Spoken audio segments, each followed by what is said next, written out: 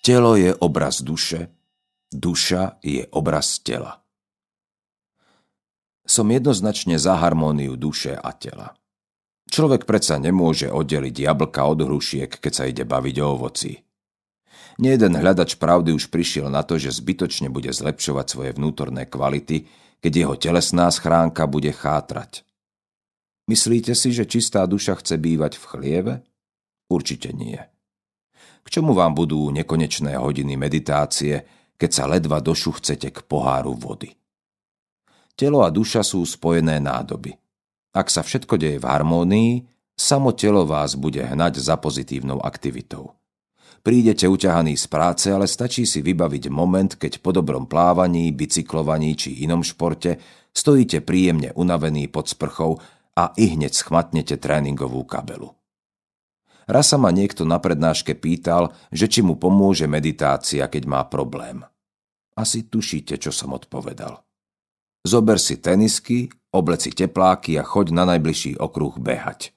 Krúž tam dovtedy, až zabudneš, čo ťa trápilo. Utekaj dovtedy, kým sa nestaneš samotným behom, alebo sa nepotkneš od únavy.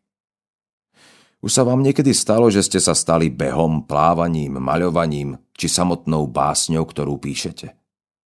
Je to vtedy, keď každá jedna bunka v tele beží. Celé telo pláva, všetka myseľ sa sústredila na jediný verš. Celý sa premeníte na jednu obrovskú bunku, v ktorej niet miesta pre nič iné, iba prebeh či rím. Myseľ je čistá, dookola opakuje jedinú mantru. Som beh, som beh, som beh. Slovenský cestovateľ Palino Barabáš rozprával príbeh, ako v Afrike navštívil nejaký domorodý kmeň. Vždy, keď sa v osade vyskytol nejaký spor či hádka, náčelník prikázal tancovať. Dupotali, spievali, tancovali. Hodinu, 2, 6, 8. Potom padli vysilení na zem a problém bol zrazu vyriešený. Nik si nič nepamätal, spor zanikol, všetko bolo čisté ako predtým. Sú kmene, kde sa dokonca obyčajný sen považuje za obrovskú katastrofu. Predstavte si takú čistú dedinu, že aj mesiac sa nikomu z nich nič nesníva. Ľudské podvedomia nemusia v noci vyrovnávať žiadne prehrešky, krivdy, strachy, bolesti či vyplňať túžby. Mne sa snáď už 100-krát snívalo, ako sedím za rádiovým mixážnym pultom, CD prehrávače mám otvorené, ale žiadne CD nie je ako najúst po ruke. Nastáva ticho. Najväčšia hrozba i hanba v tomto type média. Sekunda, 2, 3. Pracovníci celého rádia sa zbiehajú a pozerajú cez sklenenú kukaňu na mňa. A ja len bezradne sedím a nemám čím zahriať éter. Tieto sny sú následky mojej 6-ročnej roboty v rádiu Rebeka, kde som pracoval aj ako zvukár vo vysielaní.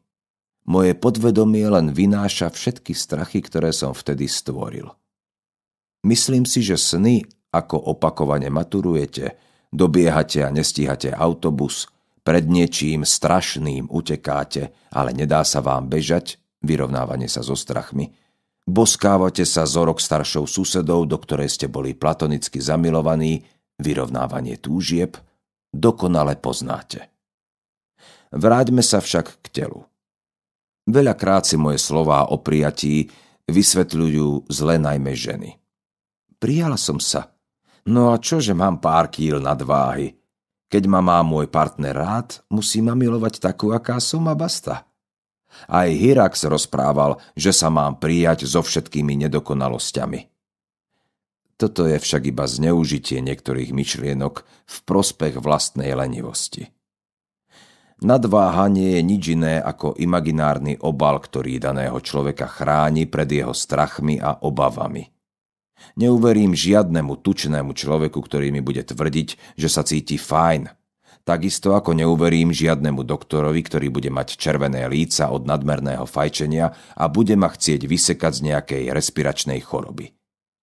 Narodil som sa v roku 1971. Na základnej škole nás bolo v triede 30 detí, z čoho možno 5 detí trpelo nadváhou a aj to bola za ňou reálna diagnóza. Keď sa teraz pozerám okolo seba na dnešnú mládež, mám čo robiť, aby som našiel dievča, ktoré je štíhle. Kamarát je učiteľom telesnej výchovy na strednej škole. Minule mi referoval, že z 15 chalanov vedia kopnúť do lopty 5, čo za mojich čias nevedeli 2. Proste sa s tým nenarodili, hoci koľko sa mohli snažiť. Dnešní chalani sa s loptou nehrajú. Sídliská stíchli, bruchá rastú, srdcia lapajú dých, chemikálie nestačia. Ľudia umierajú skôr. Nie, neberte to ako hundranie starca nad dnešnou dobou. Prijímam všetko. Aj chápem, prevzali sme americký model života, dali sme deťom to, po čom sme sami v detstve túžili, doniesli sme im na striebornom podnose naše sny.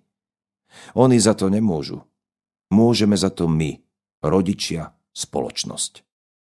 Neuvedomujeme si, že ako žijeme my, ako reagujeme, ako vyzerá náš deň, naše zvyky, to po nás deti inštinktívne opakujú.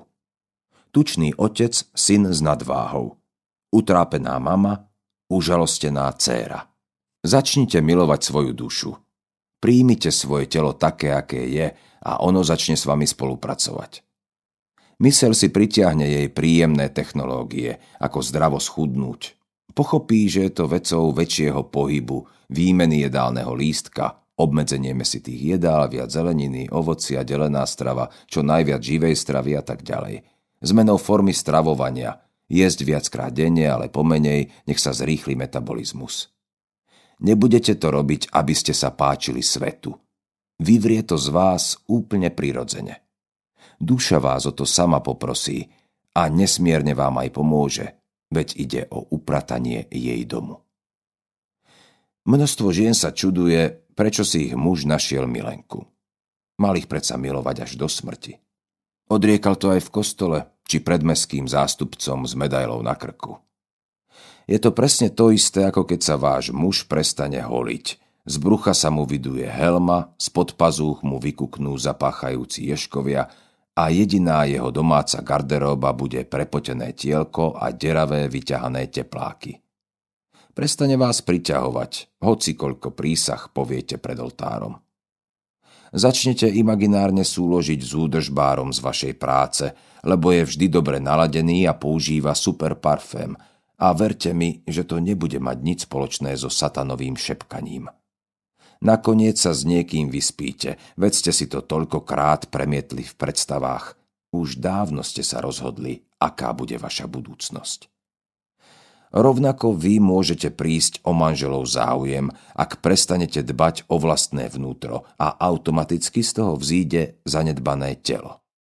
Nečudujte sa, že ho bude viac zaujímať nový prevratný výfuk od Ferrari či pol deci na balkóne u suseda, ako neupravená, strhaná, pribratá a nervózna žena. Vraj sa musíte starať o deti, domácnosť, práť, žehliť a na vás samotnú vám ako si nezostáva čas. Máte zle zmanažovanú firmu. Musíte vymeniť vedúcich na určitých oddeleniach. Ak vás váš partner skutočne ľúbi, okreše tenis, obmedzí šach, prevezme časť vašich úloh alebo veci vyrieši tak, že spoločný badminton nebude problém. Vraj sa nezmení? Vymente muža. Vaše šťastie je vo vašich rukách. Poznám ženy, ktoré majú C40 a sú pre mňa stelesnením ženskosti. Športujú, vyzerajú o 10 rokov mladšie, šminky nepoužívajú.